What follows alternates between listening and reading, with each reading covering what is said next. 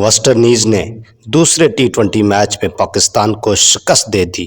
سنسنی خیز مقابلے کے بعد ویسٹ انڈیز کی ٹیم نے آخری بال پر چوکا لگا کر میچ اپنے نام کر دیا۔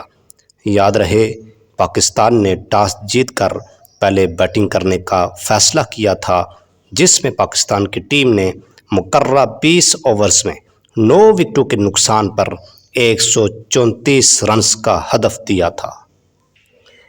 پاکستان کی جانب سے حسن نواز 40 اور جبکہ سلمان آغا 38 رنز بنا کر نمایاں رہے۔